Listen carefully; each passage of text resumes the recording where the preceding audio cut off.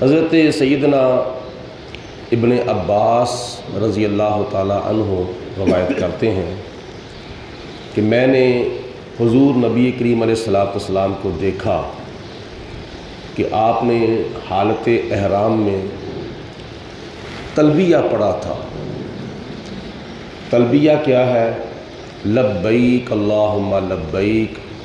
لبیک لا شریک لک لبیک ان الحمد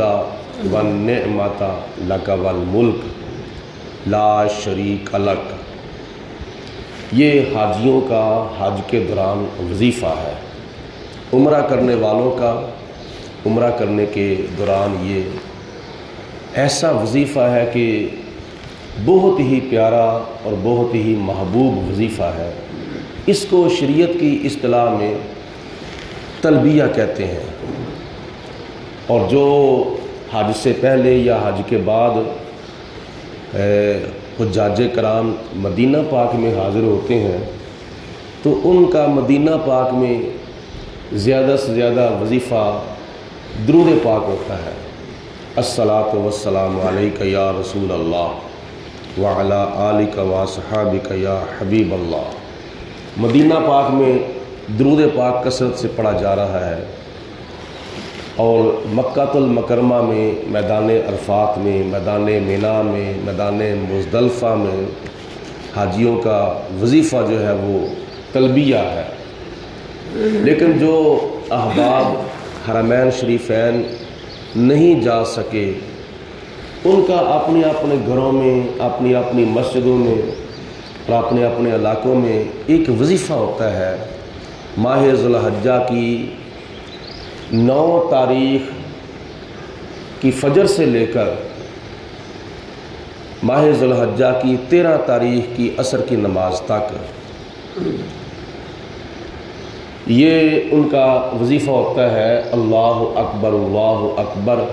لا الہ الا اللہ واللہ اکبر وللہ الحمد۔ تو بہرحال حدیث پاک میں آتا ہے کہ حضرت ابن عباس رضی اللہ تعالیٰ عنہ نے فرمایا کہ میں نے اپنی آنکھوں سے دیکھا کہ نبی پاک علیہ الصلوۃ والسلام حالت احرام میں تلبیہ پڑھ رہے ہیں، اور اس کا معنی ہے کہ اے میرے اللہ میں حاضر ہوں۔ اس کا جو پہلا جملہ ہے نا لبیک اللہم لبیک، اس کا معنی ہے اے اللہ میں حاضر ہوں، میں حاضر ہوں۔ یہ پہلے جملے کے اندر 2 مرتبہ حاجی اللہ کی بارگاہ میں عرض کرتا ہے یا اللہ میں حاضر ہوں، یا اللہ میں حاضر ہوں۔ اور یہ کب سے کہا جا رہا ہے؟ یہ اس وقت سے کہا جا رہا ہے کہ جب حضرت ابراہیم علیہ السلام نے خانہ کعبہ تعمیر کیا، اور اللہ پاک کی ذات بابرکات نے جناب ابراہیم علیہ السلام کو حکم فرمایا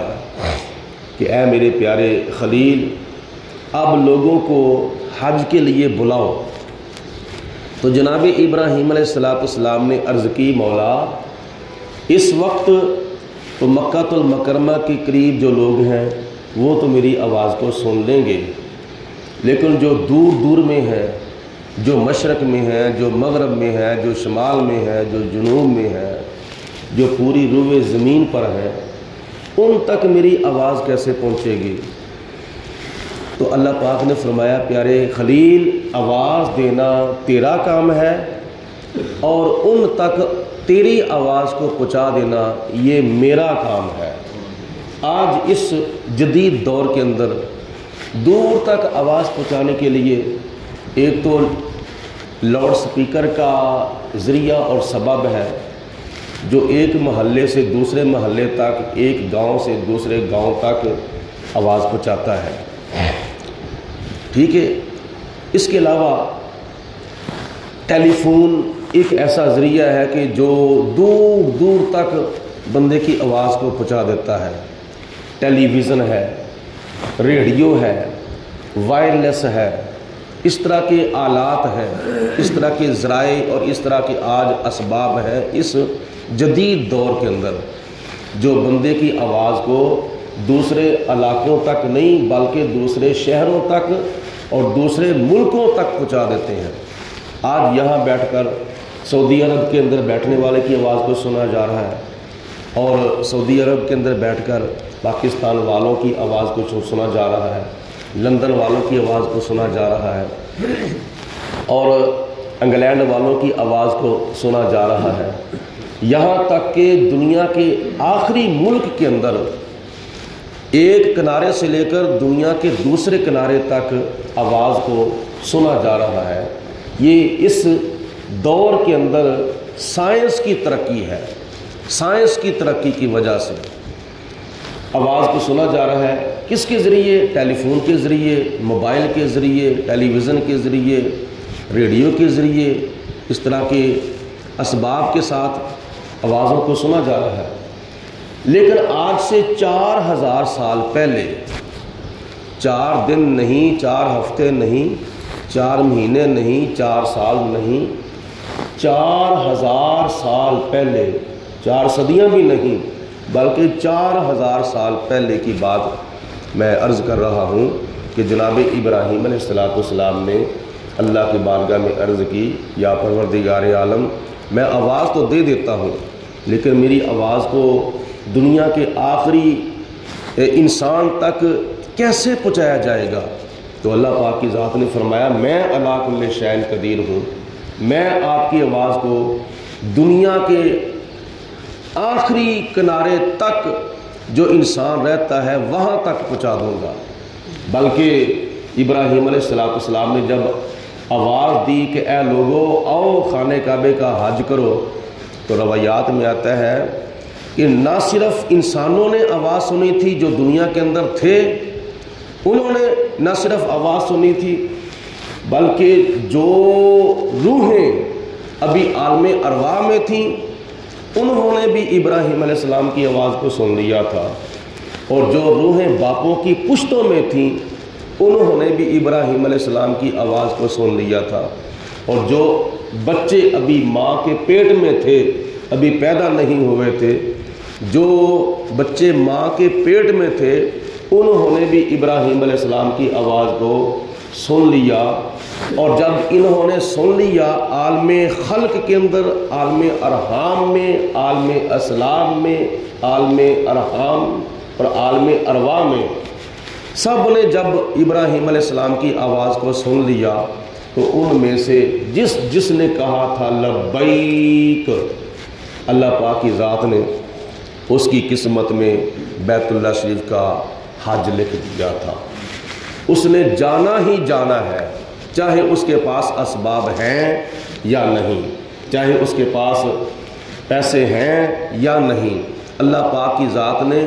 اس کے نصیبے میں لکھ دیا ہے تو اس نے جانا ہی جانا ہے۔ اس میں ہمارے لیے ایک سبق ہے کہ ابراہیم علیہ السلام نے آواز دی، سب نے سن لی، اور ان میں سے جس کو احساس ہوا اس نے لبیک کہہ دیا۔ ابراہیم علیہ السلام کے بلانے پر اس نے لبیک کہہ دیا۔ اور اسی طرح آج اذان ہو رہی ہے 5 وقت کی، فجر کے وقت، ظہر کے وقت، عصر کے وقت، مغرب کے وقت، عشاء کے وقت اذان ہو رہی ہے، تو آواز سن کر کون لبیک کہتا ہے اور کون لبیک نہیں کہتا؟ چند نمازی ہوتے ہیں جو آواز سن کر مسجد کے اندر آ کے نماز جماعت کے ساتھ ادا کرتے ہیں، یہ بھی ایک نیکی کی طرف بلانے کا ذریعہ اور سبب ہے۔ ابراہیم علیہ السلام نے حج کے لیے بلایا اور ایک مرتبہ بلایا، تو اللہ پاک کے پیارے حبیب علیہ السلام نے فرمایا کہ زندگی کے اندر حج بھی ایک مرتبہ فرض ہے، نماز 5 وقت کی روزانہ پڑھی جاتی ہے اور اس کے لیے اذان دی جاتی ہے، تو جس نماز کے لیے 5 وقت کی اذان دی جاتی ہے روزانہ، اس کے اوپر لوگ کتنا کو غور کرتے ہیں۔ پھر جمعے کی جو اذان ہوتی ہے وہ ایک نہیں بلکہ 2 اذانیں ہوتی ہیں، ایک خطبہ جمعہ سے پہلے اذان ہوتی ہے، ایک خطبہ جمعہ کے بعد اذان ہوتی ہے، اس کے اوپر لوگ کتنا کو غور کرتے ہیں، کتنا کو توجہ کرتے ہیں اور کتنا کو حاضر ہوتے ہیں۔ دیکھو نا، ابراہیم علیہ السلام نے صرف اور صرف ایک مرتبہ بلایا تھا، تو اللہ پاک نے بھی زندگی کے اندر ایک مرتبہ حج فرض کیا ہے، اور بڑا مہنگا حج ہے، تقریباً 11-12 لاکھ روپیہ لگایا جاتا ہے، پھر بھی لوگ حج کرتے ہیں، لیکن جو فرض مفت ادا ہو رہا ہے اس کے اوپر لوگ کتنا کو غور کرتے ہیں۔ یہ ہمارے لیے اس میں سبق ہے۔ اللہ پاک ہمیں سبق حاصل کر کے اس پر عمل کرنے کی توفیق عطا فرمائے۔ الصلاۃ والسلام علیک یا سیدی یا رسول اللہ۔ بابا سے بلند پر درود پاک صاحب حضرات، الصلاۃ والسلام علیک یا سیدی یا رسول اللہ وعلی آلک و صحبک یا سیدی یا حبیب اللہ، الصلاۃ والسلام علیک یا